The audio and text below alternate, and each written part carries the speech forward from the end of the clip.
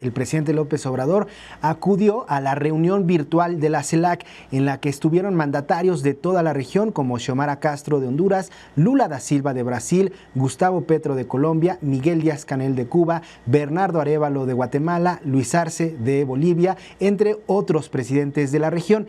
Pero en esta reunión prácticamente todos los países expresaron su solidaridad con México y fue Nicolás Maduro, el presidente de Venezuela, quien dio el manotazo en la mesa y dio a conocer fuertes medidas contra Ecuador al anunciar el cierre de su embajada y sus dos consulados en este país, además del retiro de todo el personal diplomático venezolano en Ecuador hasta que se restituya el derecho internacional. Los caribeños de la CELAC, que Venezuela he ordenado cerrar nuestra embajada en Ecuador, cerrar el consulado en Quito, cerrar de inmediato el consulado en Guayaquil y que regrese el personal diplomático a Venezuela de inmediato. Tenemos un encargado de negocio, el profesor Pedro Sazón, y desde aquí le doy la orden que prepare todo, cierre, se regrese hasta que se restituya el derecho internacional de manera expresa en el Ecuador.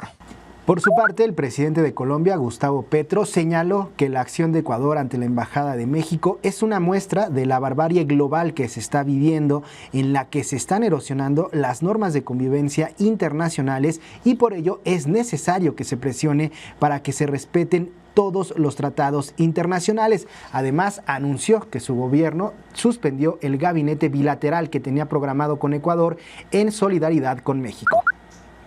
De última generación. Nos ha violado el derecho de asilo, el derecho al debido proceso, etcétera. Y en esa medida, pues yo tendré que acompañar al gobierno de México en sus decisiones. Hemos suspendido la reunión que con el expresidente Lazo habíamos planificado, que se llama el Gabinete Binacional, que estaba por reunirse en la ciudad de Ipiales, en la frontera. El presidente de Brasil, Luis Ignacio Lula da Silva, condenó el asalto de Ecuador a la Embajada de México en Quito y declaró que ni en los peores momentos de las dictaduras latinoamericanas hubo acciones similares. Además, señaló que el primer paso para empezar un restablecimiento de las relaciones internacionales es una disculpa pública por parte de Ecuador. Cumbre de Kingstown, estamos reunidos para debatir la invasión de la embajada de un país de la CELAC por fuerzas policiales armadas. Una medida así no se había producido nunca, ni en los peores momentos de desunión y discrepancia registrados en América Latina y en el Caribe, ni mismo en los peores tiempos de la dictadura.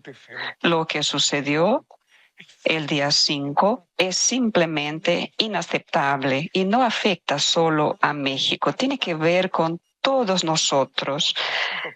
Un pedido formal de disculpas por parte de Ecuador es el primer paso que tiene que ocurrir y me parece también. Hubo muchos otros mensajes significativos en esta reunión virtual de la CELAC con solidaridad hacia nuestro país. Por ejemplo, dos presidentes, Luis Arce de Bolivia y Xiomara Castro de Honduras, resaltaron la tradición de asilo de México, ya que ambos fueron beneficiados por esta en otros momentos de su trayectoria. Xiomara Castro recurrió a México tras el golpe de Estado que sufrió su esposo, Manuel Zelaya, en 2009, y Luis Arce se asiló en México tras el golpe de Estado contra Evo Morales ocurrido en 2019, cuando la Fuerza Aérea Mexicana acudió al rescate de Evo Morales y otros funcionarios, Luis Arce entre ellos. Esto solo es una muestra de la importancia que tiene la política de asilo en todo el mundo y la política de asilo mexicana en América Latina. En este sentido, el presidente López Obrador solicitó a los países miembros de la CELAC